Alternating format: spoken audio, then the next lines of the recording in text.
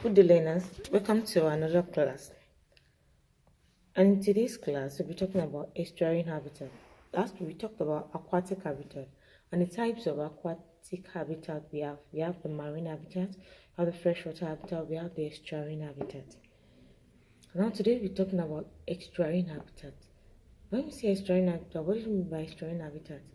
Estuarine habitat is a body of water formed at the coast as a result of the action of tides, which mix salt water from the sea with fresh water from the land.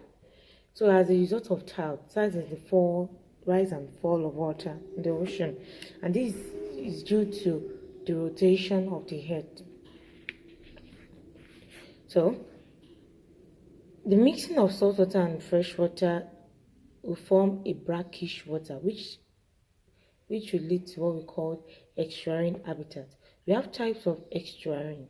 We have the delta, we have the lagoon, and we have the bay. The lagoon divides into different channels before it enters into the ocean or sea. Estuarine is formed at the mouth of a river. Estuary is formed at the mouth of a river as it enters into the sea.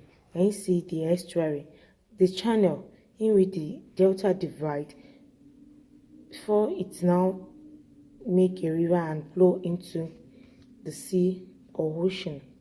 Now the second one is lagoon. Lagoon is a body of ocean water that enters into the land through a channel.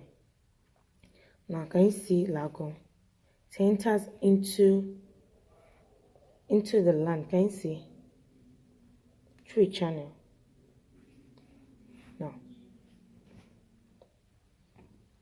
through a canal rather, and therefore has the opportunity to mix with freshwater rivers and streams. Canals are as a result of used water, drained water that pass through the gutter and later flowing through a deep, large piece of land, which might lead to a canal. And this canal mixed with fresh water from the river and the stream. Another one is bay. This is a little or small portion of seawater which enters into the land and mixes up with fresh water from rivers and streams. So this from the ocean. From the ocean, the water enters to form a bay and enters into the rivers and the streams. Now we have, those are the types of estuarine. Characteristics of estuarine habitat: broad mouths of river making the coastline to push inland from a bay. It is shallow as the river begins in sediment that pile up yearly. The bottom is made up of salt mine. The water is brackish, that is, the salinity is intermediate between fresh and salt water. Right. The volume of water rises with high tide and falls with low tide.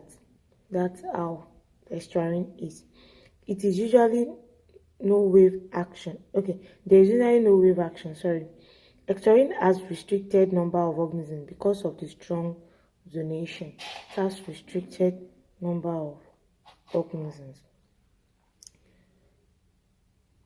The habitat is flooded and exposed as the tide rises and falls.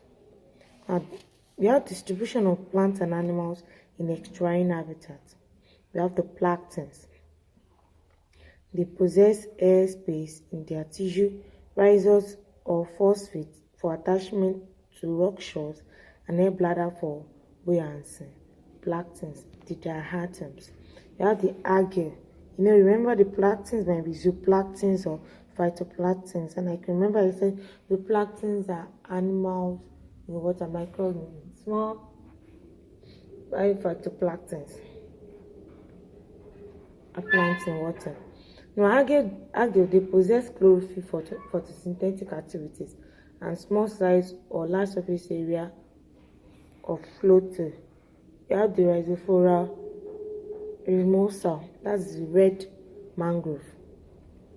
It has silt roots which grow down from They step into the soft mold and develop numerous rootlets, which have space for conducting air to the tissue of the root. And we have white mango, Avicennia nitida. It has pneumotophorus breeding root for gaseous exchange. Now, animal species and their adaptive features. So, animals that you can find in an extramarine habitat have the mosquito larva and pupa. You have the crabs. The mosquito larva mixes of a breeding tropic for gaseous exchange. They burrow, the crabs, crabs burrow into the soil. Water snails and shrimps, worms, moss keepers, fishes like tilapia, they have fins which makes them to swim and swim bladder for buoyancy. You have food chain in extramarine habitat as well.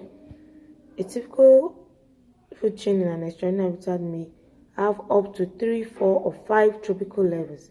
The phytoplankton such as diatoms and detritus form the basic producers which support the food chain. Some examples of food chain in the extramarine habitat include you have the detritus, which serve their phytoplankton. Phytoplankton are producers. Plants are producers. We all depend on them, and they get their energy. They are able to synthesize their food through the sunlight. We have detritus. From detritus, the worms feed on the detritus. Snail feeds on worms, and birds feeds on snails. We have the diatom. Diatom to shrimp. Shrimps feeds on diatom, and fishes feeds on shrimps. Can you see the chain there? Those are the examples of a food chain in an estuarine habitat. Factors affecting estuarine habitat: we have temperature, wind, relative humidity, light, and the pH. Thank you. Do have a wonderful day. And if you have any question, just drop it in the discussion